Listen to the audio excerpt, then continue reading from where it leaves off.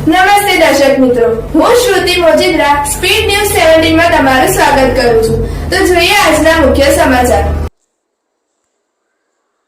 સુરતમાં પોલીસ બંદોબસ્ત સાથે મેગા ડિમોલિશન. વરાછા ઝોન 1 માં આવેલ ટીપી 60માં મામાદેવ મંદિરથી ભગવતી સોસાયટીવાળા રોડ 150 ઝૂંપડાના દબાણ દૂર કરવામાં આવ્યું.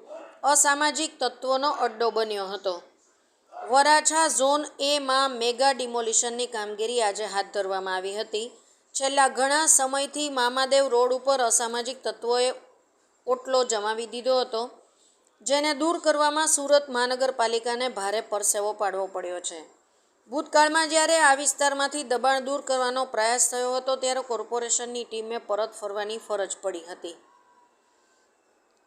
કારગિલ ચોકથી કિરણ ચોક સુધીના વિસ્તારની અંદર છેલ્લા ઘણા સમયથી દબાણ થયા હોવાની ફરિયાદો ઉઠી રહી હતી, જેના કારણે ટ્રાફિક ભારણની સાથે સાથે અનેક પ્રશ્નો ઊભા થતા હતા. આ વિસ્તારની આસપાસ ગંદકીનું પ્રમાણ પણ ખૂબ મોટા પ્રમાણમાં જોવા મળતું હતું. વારંવાર લેખિતમાં આમ આદમી પાર્ટીના કોર્પોરેટરો અને સ્થાનિક ભાજપના કોર્પોરેટરો દ્વારા રજૂઆત કરવામાં આવી હતી, પરંતુ કેટલાક કારણોસર દબાણ દૂર થતું ન હતું. ભૂતકાળમાં જ્યારે પ્રયાસ કરવામાં આવ્યો હતો ત્યારે અસામાજિક તત્વોનો વિરોધ જોતા દબાણ દૂર કરવાની કામગીરીમાં અવરોધ ઊભો થયો હતો.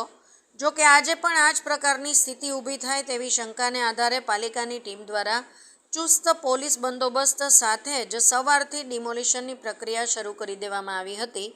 આખરે પોલીસ પ્રોટેક્શન હોવાને કારણે કોઈપણ પ્રકારના કાંકરી ચાળા કર્યા વગર દબાણ કરનારાએ પોતાનું દબાણ દૂર કરવા માટે સહયોગ પણ આપ્યો હતો.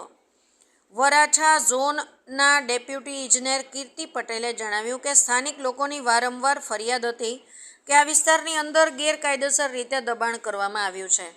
અસામાજિક તત્વોનું ખૂબ મોટા પ્રમાણમાં હેરાનગતિ વધી ગઈ હતી. અમારા દ્વારા પણ દબાણ દૂર કરવા માટેનો પ્રયાસ થયો હતો, પરંતુ તેમાં સફળ થયા ન હતા.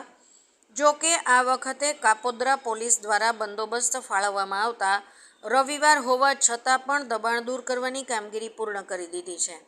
અંદાજે 150 જેટલા ઝૂંપડાઓ દૂર કરી દેવાયા છે. શાંતિપૂર્ણ રીતે કોઈપણ પ્રકારના ઘર્ષણ વગર કામગીરી કરવામાં આવી છે.